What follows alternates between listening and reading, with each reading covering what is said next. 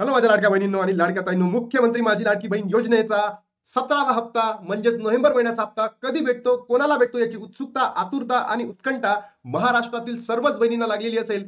त्याचमध्ये लाडक्या बहिणींनो, सरकारचा सर्वात मोठा निर्णय आलेला आहे. मी तर म्हणतो ई केवायसी सुद्धा जाऊ द्या, पण 2025चा सरकारचा सर्वात मोठा निर्णय आलेला आहे. तो काय आहे तो तुम्हाला इथे शॉर्ट मध्ये सांगतो आणि नंतर सविस्तर मध्ये सांगतो. लाडक्या बहिणींनो, नागपूर जिल्ह्यातून 90,000 बहिणी अपात्र ठरलेल्या आहेत. अमरावतीमधून 29,000 बहिणी आणि सोबतच ज्या सरकारी कर्मचारी होत्या असा बहिणी होत्या यांचा आकडा सुद्धा समोर आलेला आहे आणि त्याच्या माध्यमातून सगळ्याच बहिणींना आता अपात्र ठरवणार का याची आता उत्सुकता लागलेली आहे. कारण असंख्य लाडक्या बहिणी अपात्र ठरतात. सगळंच मी तुम्हाला सबूत सहित दाखवतो, कारण तुम्हाला माहिती आहे आपण क्वालिटी आणि ऑथेंटिक इन्फॉर्मेशनला घेऊन येतो. सोबतच ज्या बहिणींची हाफ केवायसी झाली त्याच्यानंतर अंगणवाडी सेविकांकडे कागदपत्र सादर करायचे होते, पण अंगणवाडी सेविका कागदपत्र घ्यायला नाकारत आहे, वेगवेगळ्या पद्धतीचे उडवाउडीचे उत्तर देत आहेत. ते काय करायचं त्याच्यानंतर ते सुद्धा सांगतो. सोबतच अनेक बहिणींनी डबल डबल आपल्याला प्रश्न विचारले की दादा आम्हाला जून जुलै ऑगस्टचा लाभ मिळू शकतो का. तर या प्रश्नाचं उत्तर मी याच ठिकाणी देतो, नाही म्हणजे नाही. कोणताही युट्यूबर्स तुम्हाला म्हणत असेल की मिळणार, मागणी करतो, समजून घ्या लाडक्या बहिणींनो, भेटणार नाही म्हणजे नाही. जून जुलै ऑगस्टचा हप्ता भेटणार नाही, कारण की मी स्वतः महाराष्ट्राच्या जे महिला व बाल विकास मंत्री आहे आदिती तटकरे मॅम यांच्याशी सुद्धा संवाद साधलेला आहे. त्याचबरोबर त्यांचे जे पी आहेत त्यांच्याबद्दल सुद्धा मी संवाद साधलेला आहे. त्यांनी मला 3 महिन्याच्या अगोदर म्हणजे 2 महिन्याच्या अगोदर हे उत्तर दिलेलं होतं की लाभ मिळू शकत नाही, आणि हे मी तुम्हाला ऑलरेडी सांगितलं होतं. तर आता समजून घ्या लाडक्या बहिणींनो, पुढचे हप्ते तुम्हाला मिळणार. हे जून जुलै ऑगस्ट सप्टेंबर ऑक्टोबरचा हप्ता भेटणार नाही. मग ज्या बहिणींना ओटीपीचा प्रॉब्लेम होता किंवा त्यांचं नाव पात्र यादीमध्ये नाही, त्यांचा प्रॉब्लेम सॉल्व्ह झाला का, तर यस, याचंही प्रूफ मी तुम्हाला आजच्या व्हिडिओमध्ये देणार आहे. आणि सोबतच लाडक्या बहिणींनो, संजय गांधी निराधार योजनेचा हप्ता कालपासून सुरू झालेला आहे.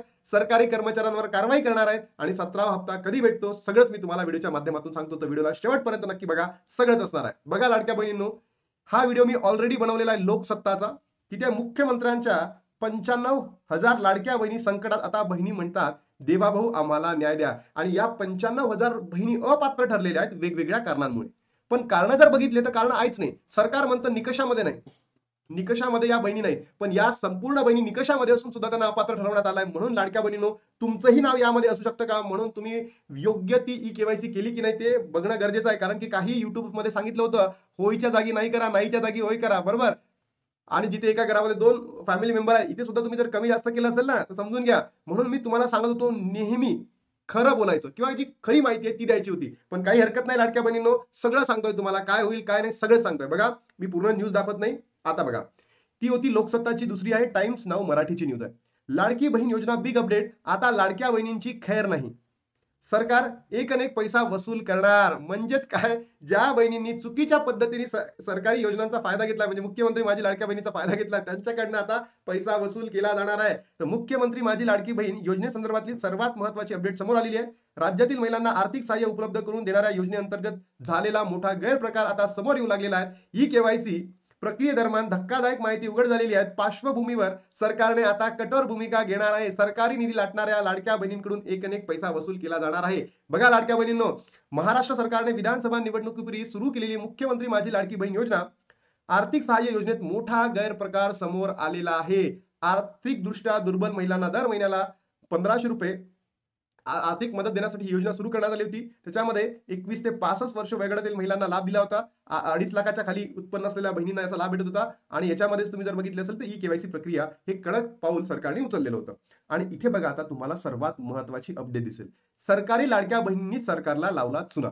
ज्या कर्मचारी बहिणी होत्या सरकारमध्ये त्यांनीच चुना लावलेला आहे. बघा, ई केवायसी सुरू झाल्यानंतर सुमारे माहितीनुसार कर्मचारी, सरकारी कर्मचारी, शिक्षक, जिल्हा परिषद कर्मचारी आणि काही पोलिसांनीही पात्रता नसताना योजनेचा लाभ घेतल्याचे आढळलेले आहे.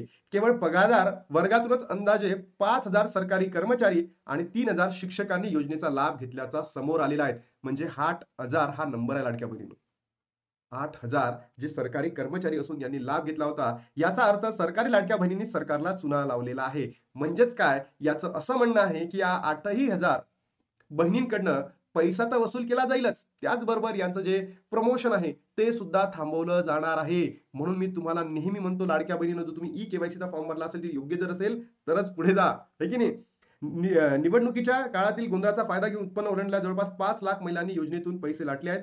सरकारने आता त्यांच्यावर कारवाई केली असून सर्वांना लाभार्थी यादीमधून वगळण्यात आलेले आहे. तर मला कमेंट बॉक्समध्ये तुम्ही सांगा लाडक्या बहिणींनो, खरंच तुम्ही या सर्व निकषांमध्ये बसतात का? जे सरकारने निकष आखून दिलेले आहेत त्या निकषांमध्ये तुम्ही बसतात का? पहिले कमेंट बॉक्समध्ये सांगा.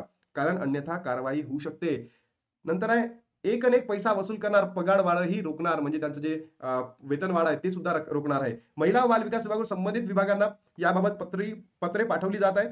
या कर्मचाऱ्यांनी चुकीचा लाभ घेतलाय त्यांच्याकडून रकमेची वसुली केली जाणार नाही. याशिवाय त्यांच्या शिस्तभंगाची कारवाई केली जाणार. महत्त्वाचे म्हणजे सरकारी कर्मचाऱ्यांचा पगारवाढही रोखले जाणार आहे. यासाठी कठोर पावले उचलणार आहेत. बघा, मला सरकारला हेच म्हणायचं आहे की बाबा, हे जर निकष तुम्ही तेव्हाच लावले असते तर सरकारी बहिणीने लाभ घेतला नसता. तर या बहिणींवर कोणत्याही प्रकारची कारवाई करू नका, पण याच्यानंतरचे पैसे त्यांचे देऊ नका.